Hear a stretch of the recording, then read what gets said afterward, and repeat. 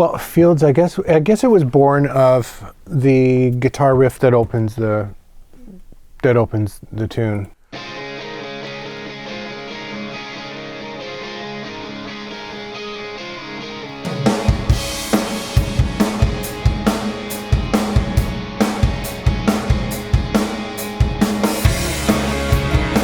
Okay. Now here we have a lot of stuff going on in here. There's some cigar box. Can we hear some of those?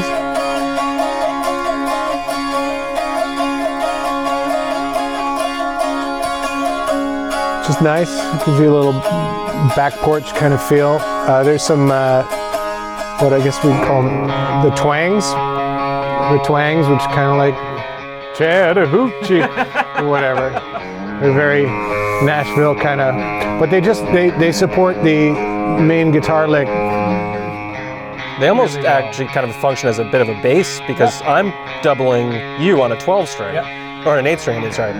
Yeah, we hear the bass with that as well.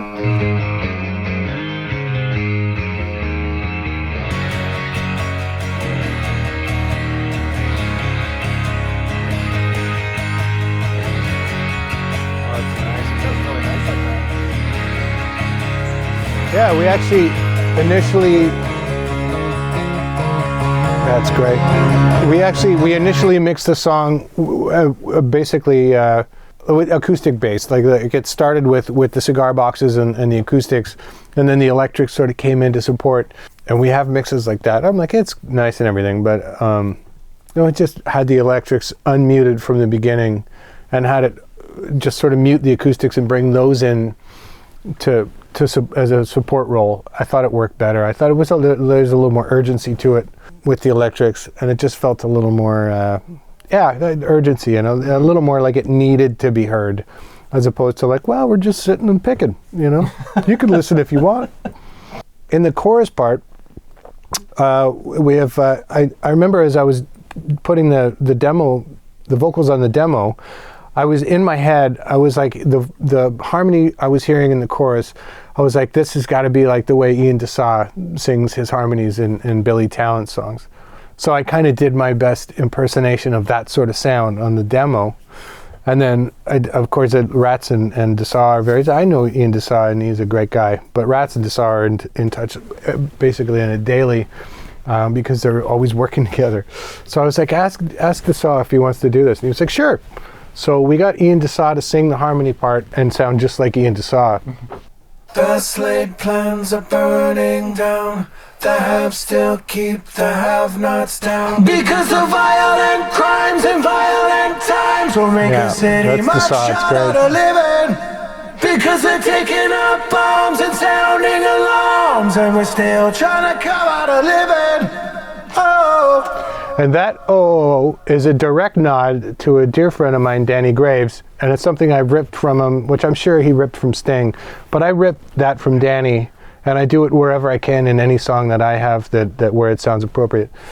And then it probably came from that, but in the bridge, I had this line, not even a lyric, just a "oh," an extension of that I was like, well, that sounds like a Danny line. It's got to be Danny.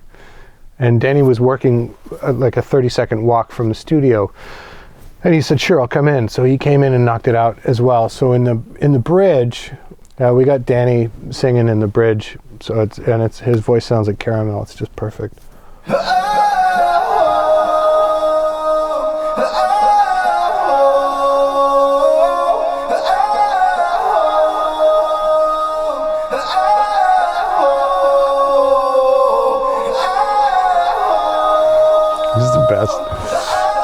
Yeah. In the bridge part, which actually the bridge happens and then it sort of becomes a post-chorus thing after the last chorus, and we sort of mash together the chorus refrain with the bridge. But the parts that help it along, I think, are interesting. There's a Rhodes electric piano part.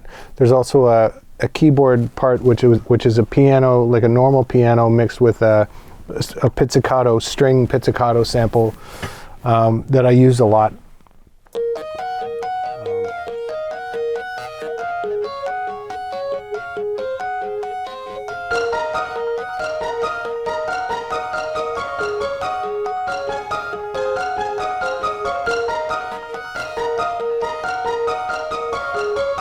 Throw Danny's vocal on top of that.